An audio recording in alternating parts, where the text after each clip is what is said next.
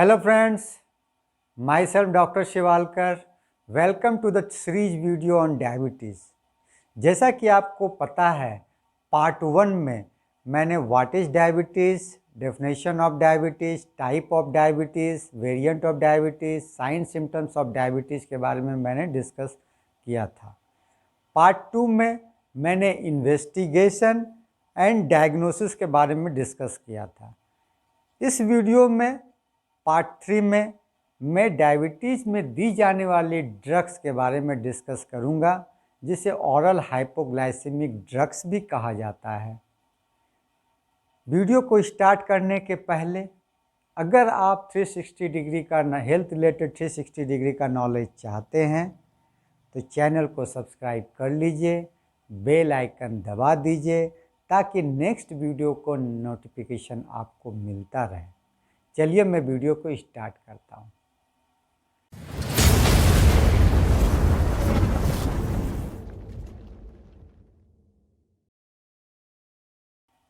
पहली ड्रग्स जो डायबिटीज़ में दी जाती है वो है सल्फोनाइल यूरिया, जो इंसुलिन सिक्रेटोगॉग है।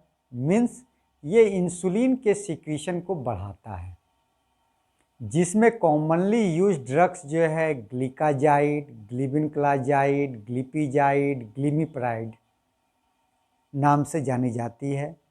ग्लिकाजाइड कॉमनली यूज ड्रग्स है। ग्लिबिनक्लाजाइड जिसका maximum dose 15 to 20 milligram per day है। ग्लिपिजाइड जिसका maximum dose 20 milligram per day है, जनरली एल्डरली पेशेंट में दी जाती है। ग्लिमिप्राइड जिसका maximum dose 6 to 8 milligram per day है। ये शॉर्ट ड्यूरेशन वाली ड्रग्स है। जैसा कि आपको पता है कि इंसुलिन जो है बीटा सेल ऑफ पैंक्रियास से रिलीज होता है। इसका मैकेनिज्म ऑफ एक्शन क्या है?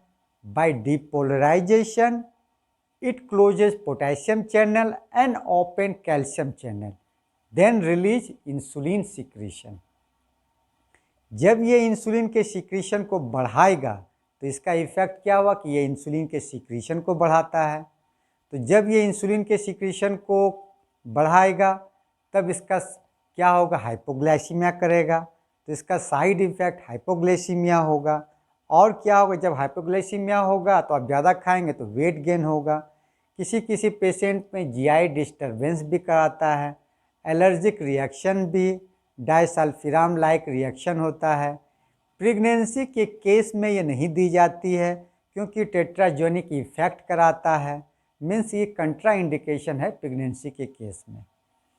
कुछ दवा के साथ इसका एक ड्रग इंट्रैक्शन होता है। रिफाम्पिसिन जो टीबी में दी जाने वाली ड्रग्स है, अगर साथ में सल्फोनाइल यूरिया का यूज कर रहे हैं तो ये उसके मेटाबॉलिज्म को बढ़ा देगा, जिससे उसका इफेक्ट घट जाएगा। उस केस में आपका ड्रग्स की मात्रा बढ़ जाएगी। फिनेबार्बिटॉन उस केस में भी ये सल्फोनाइल यूरिया के मेटाबॉलिज्म को बढ़ा देता है, जिससे इसका इफेक्ट घट जाएगा। वारफेरिन, सल्फोनामाइड, क्लोरामफेनिकोल, सैलिसाइक्लेट के केस में ये मेटाबॉलिज्म को घटाता है, जिससे इस सल्फोनाइल यूरिया का इफेक्ट बढ़ जाता है। तो इस केस में ड्रग्स की डोज घट जाती है। क्रॉनिक रीनल फेल्योर में इसमें देखा जाता है, अगर आपका सीरम क्रिएटिनिन 2 मिलीग्राम है तो ग्लिमिप्राइड और ग्लिबिनक्लाजाइड जो है नहीं दी जाती है। और अगर ये सीरम क्रिएटिनिन 2.5 मिलीग्राम से ऊपर है तो ग्लिपिजाइड जो है जनरली नहीं देना चाहिए।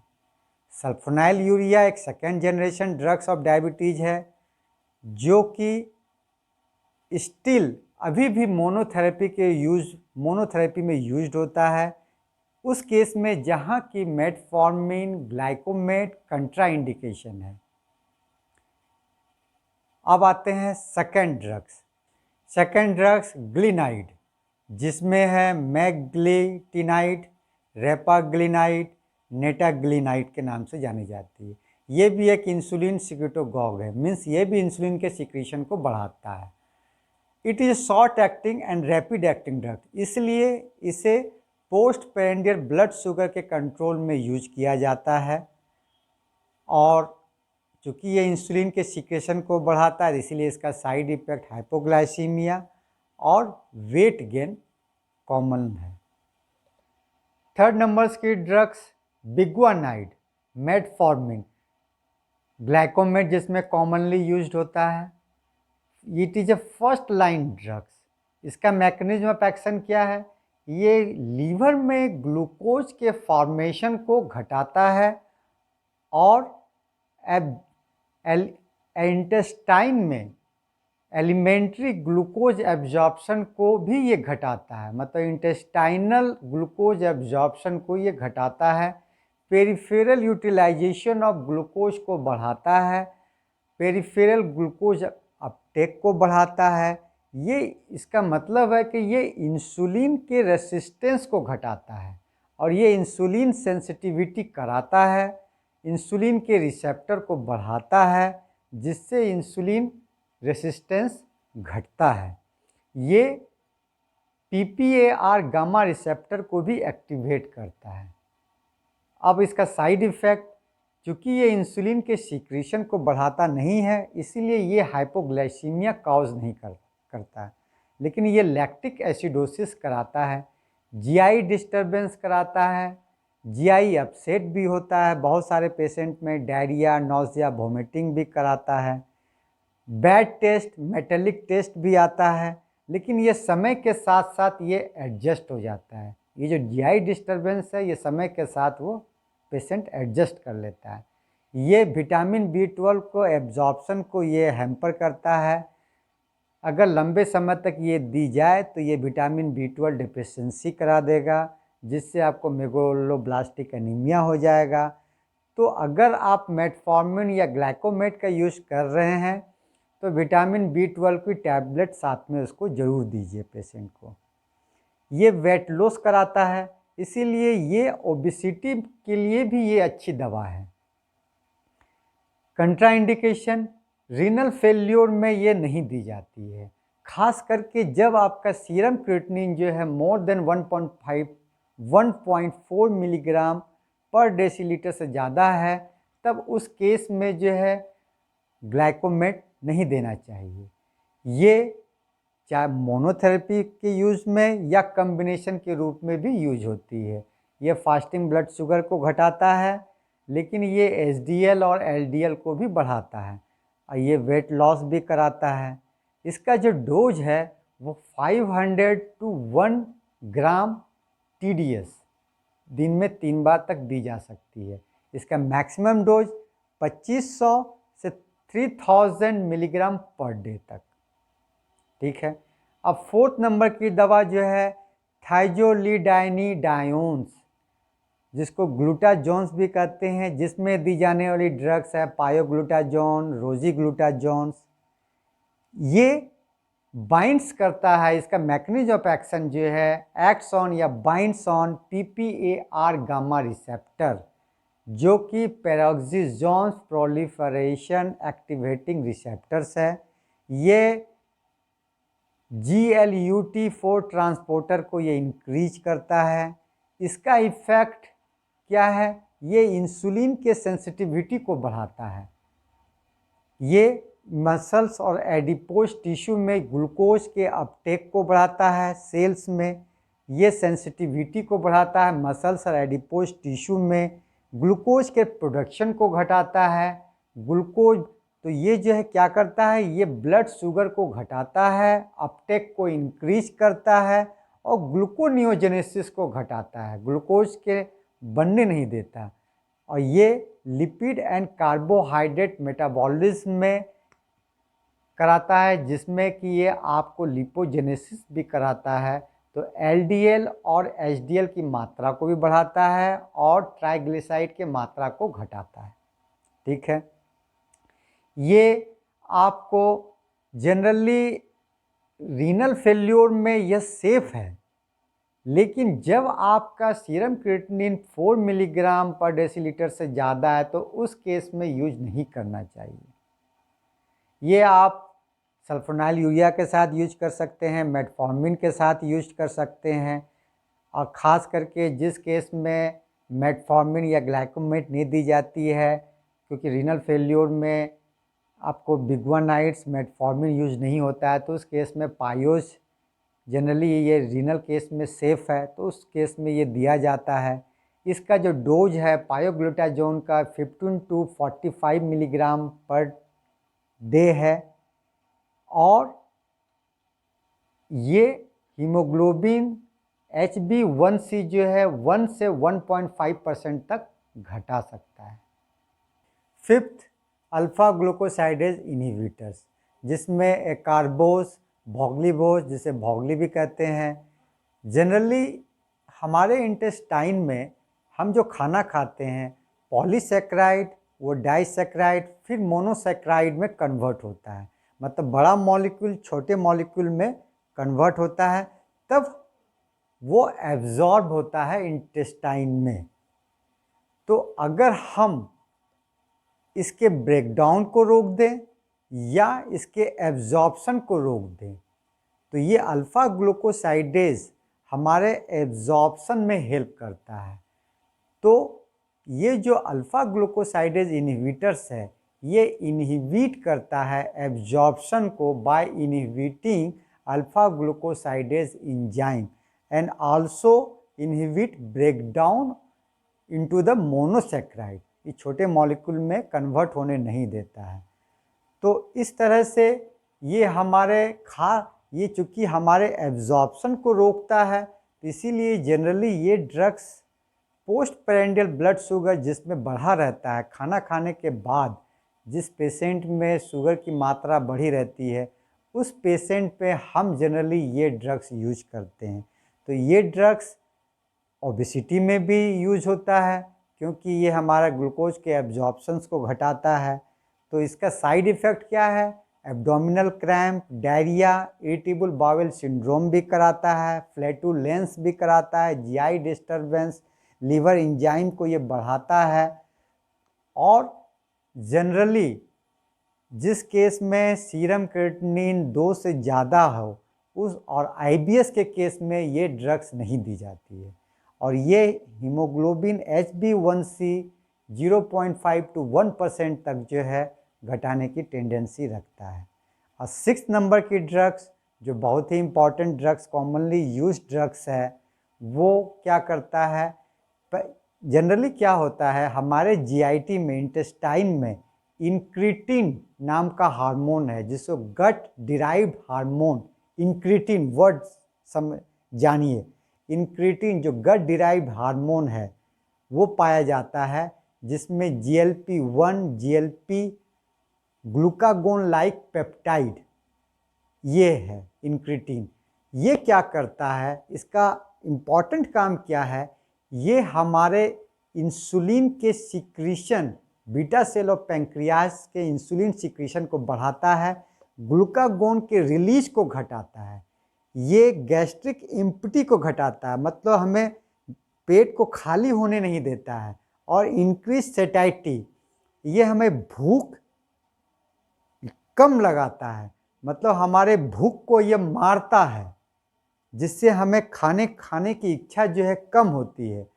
तो और ये ओबेसिटी में भी यूज होता है, क्योंकि इसका जो फंक्शन है तो ये बहुत ही इफ़ेक्टिव है, तो इसलिए हमारा ओबेसिटी में ये यूज करता है। तो ऐसी ड्रग्स जो इंक्रीटिन के मात्रा को बढ़ा दे, तो उसमें जो पहला ड्रग्स आता है जो एनालॉग ऑफ इंक्रीटिन या GLP-1 है, वो है एक्जेंटाइड, लिनाग्लिटाइड। जनरली ये ड्रग्स जो है इंजेक्शन फॉर्म में दी जाती है, सबक्यूटेनियसली दी जाती है, इसलिए जनरली इसे यूज़ नहीं किया जाता है। इसका side effect nausea, vomiting, diarrhoea, constipation है। ये पैंक्रेटाइटिस भी कराता है, तो इसीलिए जनरली जिसको पैंक्रेटाइटिस है उस केस में नहीं दी जाती है, और जिसको डायबिटिक कीटोएसिडोसिस है, टाइप 1 डायबिटीज़ है, उस केस में ये ड्रग्स जो है नहीं दी जाती है। सेकेंड ड्रग्स जो है, जो काफ़ी इम्पॉर्टेंट ड्रग्स है, वो है DPP-4, डाइपेप्टिडाइल पेप्टिडाइज 4 एंजाइम इनहिबिटर्स। ये DPP-4 क्या करता है कि ये हमारे इंक्रीटिन के ब्रेकडाउन कराता है, मतलब ये इंक्रीटिन को इनहिबिट करता है। तो अगर इस एंजाइम को ही हम रोक दें तो हमारा इंक्रीटिन का लेवल बढ़ जाएगा। तो हमारे जो ड्रग्स DPP-4 इनहिबिटर्स, जो ग्लिप्टिन नाम की दवा आती है जिसमें सीटाग्लिप्टिन, सेक्साग्लिप्टिन, लिंडाग्लिप्टिन, टीनाग्लिप्टिन नाम के ड्रग्स है, ये ब्लड में हमारा इंक्रीटिन के लेवल को, GLP-1 के लेवल को बढ़ा देता है, जिसके कारण से हमारा इंसुलिन का सिक्रीशन बढ़ जाता है, ग्लूकागोन का लेवल बढ़ जाता है, गैस्ट्रिक एंजाइम घट जाता है और सैटिस्फैक्शन को, लैक ऑफ हंगर को ये बढ़ा देता है और ये ओबेसिटी में उसी तरह से काम आता है। और ये हमारा बेस्ट ग्लाइसेमिक कंट्रोल करता है। इसमें लो रिस्क ऑफ हाइपोग्लाइसीमिया होता है, ये हमारा वेट रिडक्शन भी कराता है और इसका जो है लो रिस्क ऑफ पैंक्रेटाइटिस भी एक कराता है। तो ये कॉमनली यूज ड्रग्स है, मोनोथेरेपी या कंबाइंड रूप में भी हमारा यूज करते हैं, सल्फोनाइल यूरिया के साथ भी, मेटफॉर्मिन के साथ भी, पायोज के साथ भी यूज होता है। अब नेक्स्ट ड्रग्स है 7th नंबर में SGLT2 इनहिबिटर्स, जिसको फ्लोजिन नाम से भी जाना जाता है। इसमें बहुत सारा कैनाजिफ्लोजिन, डेपाग्लिफोजिन नाम की ड्रग्स आती है। इसका मैकेनिज्म ऑफ एक्शन क्या है? ये सोडियम ग्लूकोज को transporter to inhibitors, means proximal renal tubules, kidney में प्रॉक्सिमल रीनल ट्यूब्यूल्स में एक SGLT2 रिसेप्टर्स होता है जो ग्लूकोज के रीएब्जॉर्प्शन को बढ़ाता है। अगर हम इसे ब्लॉक कर दें तो हमारा ग्लूकोज का एब्जॉर्प्शन नहीं हो पाएगा। तो ये क्या है, पेशाब के रास्ते से ग्लूकोज को बहाता है, तो ये ग्लूकोसूरिया कराता है। तो जब ग्लूकोसूरिया कराएगा तो इसका साइड इफेक्ट क्या होगा? ये यूटीआई भी कराएगा, यूरिन ट्रैक्ट इन्फेक्शन भी कराएगा, डिहाइड्रेशन भी होगा, इंक्रीज रिस्क ऑफ यूटीआई होगा। तो ये इसका इफेक्ट कैसे करता है? ये रीनल एब्जॉर्प्शन ऑफ ग्लूकोज कम कराता है, ये हमारा वेट लॉस भी कराएगा, हाइपोग्लिसीमिया ये कम कराएगा। तो ये हमारा गैस्ट्रिक, ये इस तरह से ये हमारा ड्रग्स इस तरह से काम करता है। नेक्स्ट ड्रग्स 8 नंबर में एमाइलिन एनालॉग, जिसमें प्रेमेलिन टाइड नाम की ड्रग्स आती है। ये क्या करता है? जनरली हमारा क्या होता है, बीटा सेल ऑफ पैंक्रियाज में हमारा इंसुलिन और एमेलिन ये दोनों रिलीज होता है। एमेलिन क्या करता है? Amyrin it inhibits glucagon. अगर हम ग्लूकागोन को इनहिबिट करेंगे, ग्लूकागोन क्या करता है? हमारे ब्लड में ग्लूकोज की मात्रा को बढ़ाता है। तो ये एमाइलिन क्या करता है? ये ग्लूकागोन को डिक्रीज करता है, जिससे गैस्ट्रिक इम्पिटिंग को घटाता है, ब्लड में शुगर लेवल को ये घटाता है। इसमें हमारा HbA1c 0.5 to 1% जो है घटाने की टेंडेंसी होती है। इसमें साइड इफ़ेक्ट नोज़िया, वॉमिटिंग, लेकिन ये कॉमनली यूज नहीं होता है। नेक्स्ट 9 नंबर की ड्रग्स है ब्रोमोक्रिप्टिन, डोपामिन D2 एगागोनिस्ट, जस्ट नाम जान लीजिए। ये हमारे इंसुलिन के रेसिस्टेंस को घटाता है, ये भी कॉमनली यूज ड्रग्स नहीं है। तो इस तरह से इतनी सारी दवाएं जो है ओरल हाइपोग्लाइसेमिक ड्रग्स जो डायबिटीज़ में दी जाती हैं, जिसके बारे में मैंने आज डिस्कस किया। वीडियो काफ़ी लंबा हो गया है। नेक्स्ट वीडियो में मैं management of diabetes, treatment of diabetes, approach of the drugs to control the diabetes क्या होगा, उसके बारे में मैं डिस्कस करूँगा। तो वीडियो को समाप्त करने के पहले अगर आप चैनल को सब्सक्राइब नहीं किए तो सब्सक्राइब कर लीजिए, बेल आइकन दबा दीजिए ताकि नेक्स्ट वीडियो का नोटिफिकेशन मिलता रहे। अगर मन में कुछ क्वेरी हो तो कमेंट बॉक्स में लिखिए, टाइम मिलेगा तो मैं आंसर दे दूँगा।